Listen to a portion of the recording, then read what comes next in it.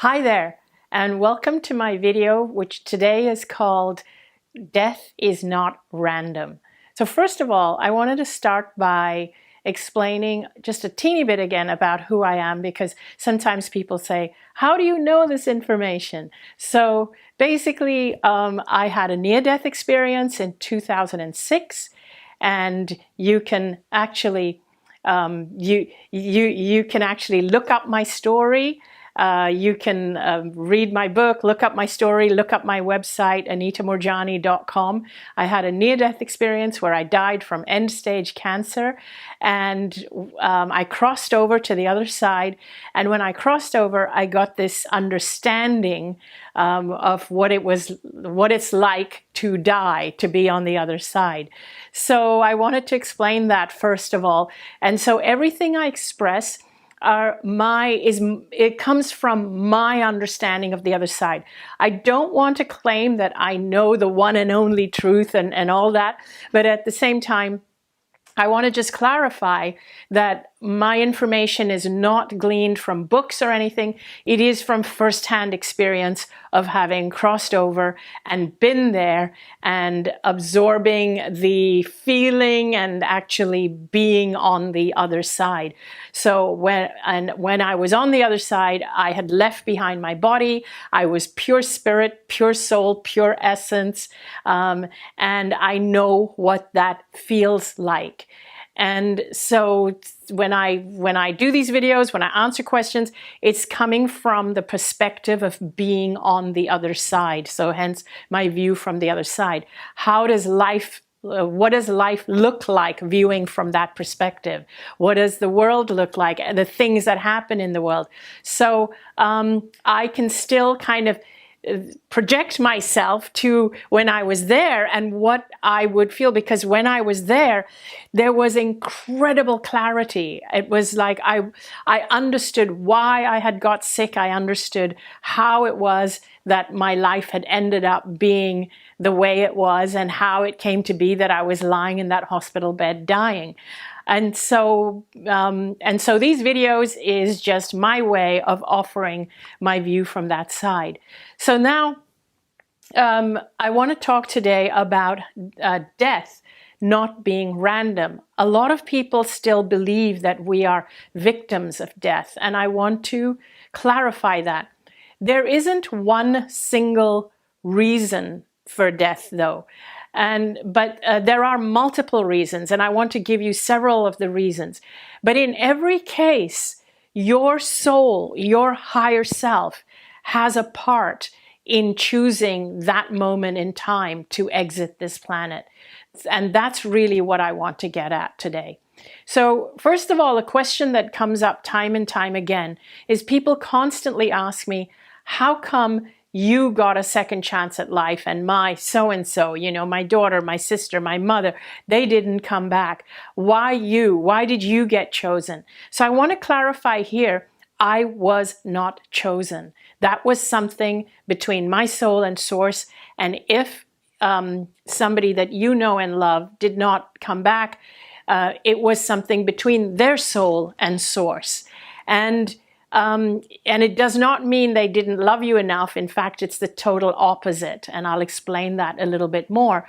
But what I want you to realize is that it's so amazing on the other side, so incredibly amazing that your loved ones on the other side are not suffering. They are free, and they are able to help you in ways they couldn't help you while they were here.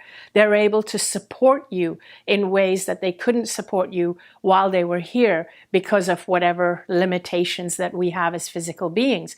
So perhaps instead of saying, why did I get the chance to come back and why did they lose the battle and cross over, maybe it's the other way around. Maybe they were the ones that won and got to go over there and I was sent back. Maybe I'm the unlucky one and they were the lucky ones. So perhaps try looking at it that way, because life isn't always easy. For me, coming back, the journey hasn't always been easy. it is actually easier being on that side. In other words, I sometimes joke and I say it's easier being dead than alive. And although I say it half kidding, it's actually true. But that does not mean you should cut your life short. You absolutely should not, because your soul chose to be here. So now, going back to reasons why people die, there are so many reasons. Sometimes souls actually know that they fixed a date. They know that their journey on this planet is for a certain amount of time. And even the death, the timing of their death, is part of their life purpose. So sometimes, for example, when you have a disabled or a special needs child, an innocent child, and they die quite young, it means that they have already served what they came here to serve. And I will just give you some examples of people who I feel left at the time that their soul felt that their work here was complete. And one of the people who many of you might know of her name is Claire Wineland. She was a beautiful, inspirational soul who actually used to breathe with the aid of oxygen. She was born with an affliction to her lungs. She died very young. And I truly believe that her soul knew that her purpose for what she came here to accomplish was completed, and that's why her soul left. And so with many other people, also, we hear stories all the time of people who are, when they are on their deathbed, they don't actually die until all their loved ones come and are in front of them. Like they might be waiting for a family member to arrive, and they don't cross over until that family member arrives, which means that your soul has a certain amount of control over the time you die, the day. But part of your departure is also part of your soul's journey. I also believe that there are certain people who maybe have completed their purpose, but they kind of have a choice. They're now like at this place where in life where it doesn't matter if they stay or they go. And so they can create an exit point, and I call that exit points, where it can come in the form of an illness or an accident, and they can create that to leave. And I'll give you an example that I sensed this from my mom many years ago, and back in 2014. I was living in Hong Kong at the time, and my mom was in India. And even though we weren't in the same country, we were both still in Asia, and I was just a direct flight away, and I used to go and visit her several times a year.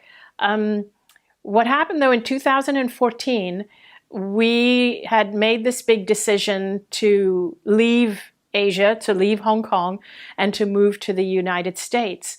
And literally and I know that my mom was not happy about me moving, but everything in my body and everything in Danny's body told me that we had to make this move. And so,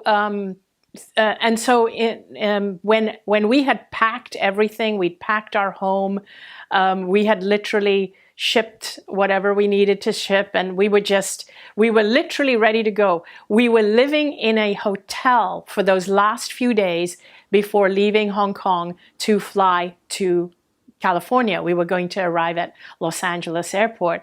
And literally just a few days before, this is in September 2014, my mom in India has a fall and breaks her hip.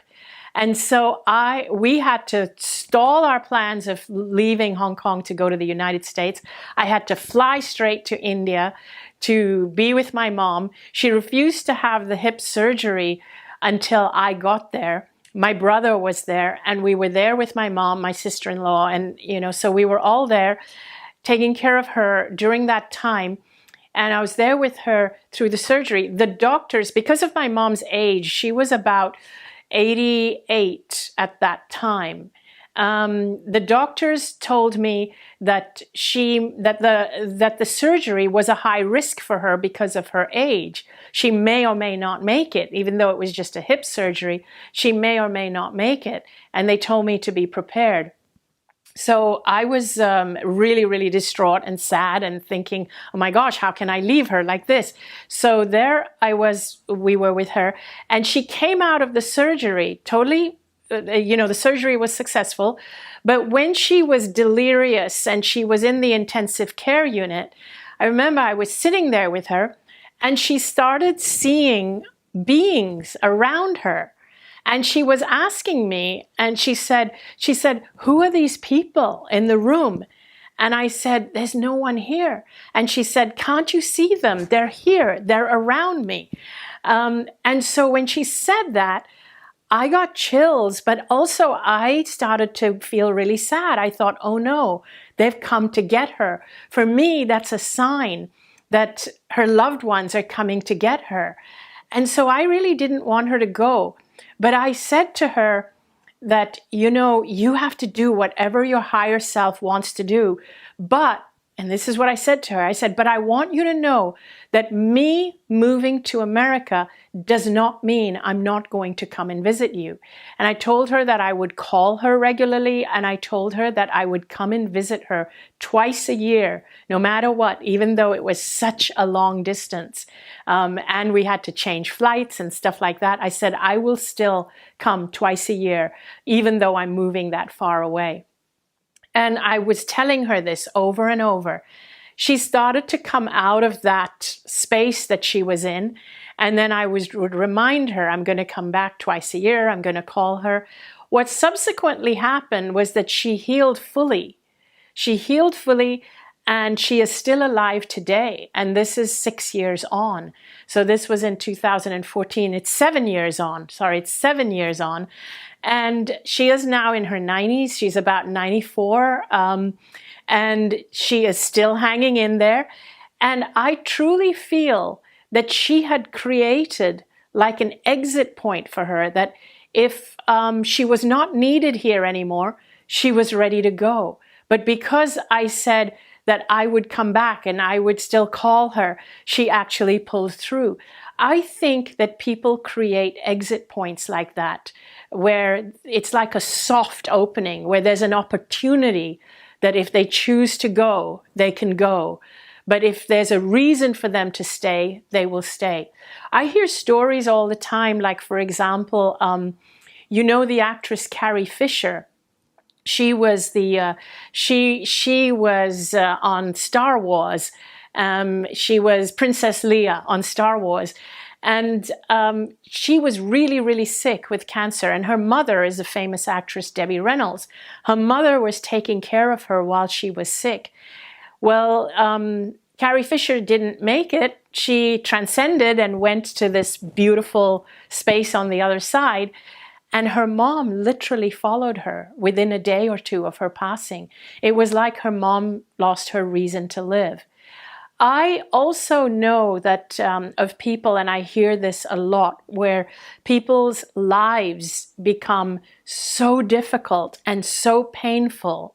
I know of someone personally who this happened to, where she was telling me how difficult her life was and how she felt stuck and backed into a corner with no way out. And then a couple of weeks later, she was diagnosed with cancer, and she crossed over. So I know that because also of what it felt for me when I was on the other side, I know that death is not random. When I was there on the other side, I knew that I had the choice in that moment, but I also knew that my purpose wasn't complete and I needed to come back. There is a feeling in that choice that, will I be able to continue to complete my purpose from that side? Will it be easier for me to complete my purpose from that side? Or will it be easier for me to complete my purpose by coming back here to the physical? For me, it felt like it was easier to complete it from the physical. For some people, it could feel like, oh, maybe I kind of backed myself into a corner a little too much, it might be easier for me to complete my purpose from that side. Another example I wanted to give you is a dear friend of mine. Her name is Scarlett Lewis. She lost her son, Jesse, 6 years old. See, and another example of a little child passing away, 6 years old. She lost her son in the Sandy Hook school shooting. When she looks back on the day that the shooting happened, she actually remembers that on the morning of the shooting, Jesse did some things that he would not normally do. He actually wrote goodbye on it was snowing and the car was frosted over, and he wrote the words goodbye on the car windscreen. And he's never done that before. And there were a few other signs which I don't recall right now, but she mentioned to me that there were many other signs that were really unusual. It was like he knew he was leaving on that day. So his soul knew that this was his last day. So this was not some random accident for his soul. The other thing that was really special about Jesse is that he was only 6 years old, but before he left, some of the other kids actually reported afterwards that before Jesse passed, before he was shot, he was actually running to rescue some of the other kids from the bullets before he himself succumbed. So he was a little hero at age 6. And I'm getting chills right now. So for me, getting chills is spirit telling me that what you are saying is truth. And it's almost like when I get chills, what it means is that when I'm talking about a person who is deceased, what it means is that that deceased person is acknowledging me and what I'm saying. So that's a sign for me. So I just wanted to share that. So whenever I'm talking about a deceased person and I get these chills all the way through my body, that's the sign that, oh, that person heard me and they're sending me a signal. So I have tons of stories like that. But also when I was on the other side, I myself was on the other side, I realized my brother was coming to see me. He was flying in from India to come and see me. And I felt that I had to wait, that I had to stay alive until he got to me, because otherwise he would be distraught if he arrived and I had already passed. So I now understand how it is that people actually stay alive, while that people, when they're waiting for their loved ones to arrive. There are so many more. Oh, here's another one. Wayne Dyer, he passed away on the 30th of August, 2015. And if you look it up on Wikipedia, it'll say August 29th, but it's the night of August 29th. He was discovered on the morning of August 30th, so he could have passed after midnight. But we and Hay House and everybody uses the date of August 30 to mark his death anniversary. And so they've always used that date from the beginning. 2 years later, to the day, on August 30th, Louise Hay passed away. For those of you who don't know, both Louise Hay and Wayne Dyer were literally the flagships, the holders of Hay House. They are the main stayers of Hay House. And it was almost as if Louise was ready to go around that time, but specifically chose that day. So there would be only one day to celebrate the lives of both of them for Hay House and everybody associated with them in Hay House. It was like she deliberately chose that date. I also remember when I was younger, we had these friends, this couple who had 3 kids who were grown-up kids. And so this couple, the man passed away seemingly suddenly. And then, and his wife was so heartbroken and she was in so much grief, and we were approaching the death of the anniversary, the first anniversary of his death. And they are Indian people like us. And in our culture, the first anniversary of a person's death is a really huge deal. There's like big ceremonies and big events that you have to kind of do to mark the passing of 1 year of the person's death. I remember that his wife was really having trouble coming up to that date. She was literally dreading it because she loved him so much and missed him so much and was so heartbroken. She just couldn't face that 1 year death anniversary. And do you know what happened? She died on that day, on that same day, 1 year after he passed. So I know, even from my experience on the other side, that death is not random. And the reason I'm sharing this with you is so that you don't feel like a victim, and so that you don't feel so afraid of death, and so that you don't feel that the people who have passed on were a victim of death. I feel this way with whether somebody dies from cancer or COVID. It's not an accident. It's not random. Even if they die in a crash, even if they die in an air crash, how many stories have you heard of people who were supposed to be on a flight and didn't take that flight? Or of 9/11 and people who were supposed to go to work and they didn't go to work. So it is something that is between your soul and source. The timing of it is between your soul and source. There isn't just one reason. It isn't just that you decided before you came here, this is the date and that's it, you're going. It's not necessarily that. But it could be that if your date is part of the reason of your purpose. Sometimes your timing is part of your purpose because you have come here to actually, you've come here to do something that, and your death also leaves an impact to the people around you. So for those of you who are left behind, you need to do what you need to do to heal yourself when you lose loved ones. Your loved ones want you to be happy again.